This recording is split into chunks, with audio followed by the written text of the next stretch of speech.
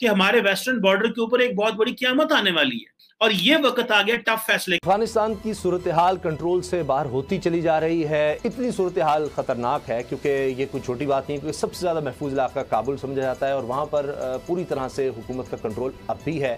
और वो कह रहे हैं कि जी हुकूमत कह रही है कि हमने नया प्लान तैयार कर लिया है। फिर पाकिस्तान टारगेट कि जी पाकिस्तान तो तालिबान की हुकूमत अफगानिस्तान में चाहता है, अपने मुल्क में वो तालिबान जैसा तर्ज-ए-अमल नहीं चाहेगा, लेकिन अफगानिस्तान में वो चाहेगा तालिबान आ जाएंगे। हर बात में पाकिस्तान पर इतराज़, हर बात में इल्ज़ाम पाकिस्तान पर, फिर कहते हैं जी आप तालिबान का साथ देते हैं। पाकिस्तान करे तो करे क्या।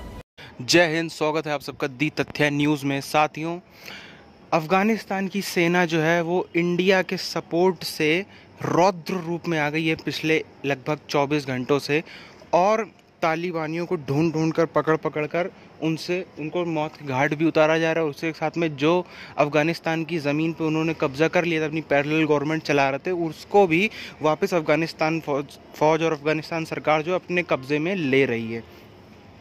इस सब से जहाँ जिसका पाकिस्तान का कोई लेना देना नहीं था, वो बीच में कूदा और कैसे रोया, कैसे चीखा चिल्लाया, आइए उसको हम पहले सुनते हैं। लेकिन आपसे इतनी दरख्वास्त है, चैनल को सब्सक्राइब करके बेल आइकन ज़रूर दबा दें। बेल आइकन नहीं दबाएंगे आप तक वीडियोज़ नहीं पहुँचेंगे।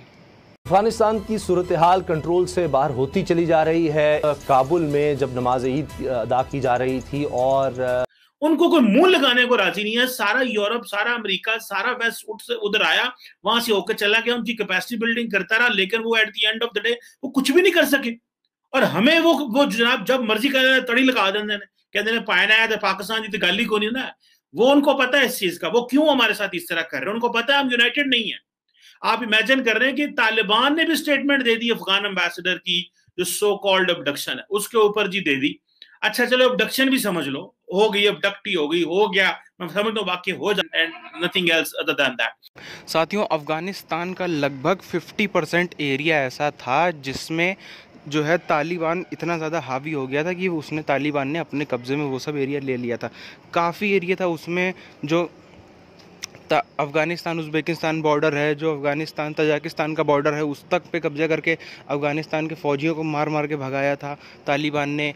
पाकिस्तान बॉर्डर के भी कुछ हिस्से पे, अफ़गानिस्तान पाकिस्तान बॉर्डर के भी कुछ हिस्से पे कब्ज़ा कर लिया था। तो अफ़गानिस्तान में जो है तालिबान पावरफुल होता ही चला जा रहा था।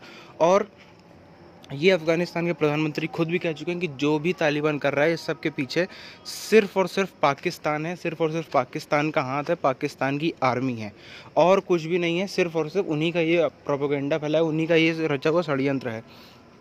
उसके बाद हम देखें तो काफ़ी सारी मीटिंग्स हुई, इंडिया ने भी काफ़ी इसमें इंटरफेयर किया। दोहा में मीटिंग्स हुई, कतर दोहा में जो मीटिंगें हुई, तालिबान के साथ मीटिंग हुई कि इस सब को सॉल्व किया जाए। पहले एक ऊपर से मतलब मीटिंग से बात करके सॉल्व करने की कोशिश इंडिया ने की, क्योंकि इंडिया की पॉलिसी है कभी भी पहले किसी को हमला नहीं करना, और अगर बात सुलझ सकती है बातों से तो फिर सुलझाने की। लेकिन इसका कोई फ़ायदा नहीं दिखा, ना पाकिस्तानी आर्मी मानी, ना पाकिस्तान माना, ना ही उसका जो साथी तालिबान है वो माना।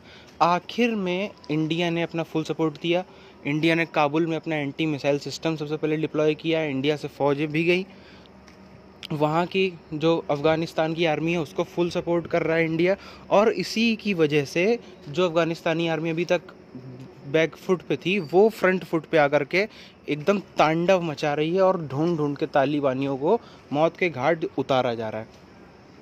आपकी क्या राय है, आप कमेंट्स में बताएं, और चैनल को आप सब सब्सक्राइब करके बेल आइकन दबा दें, बार बार बोलने की ज़रूरत ना पड़े। धन्यवाद, जय हिंद।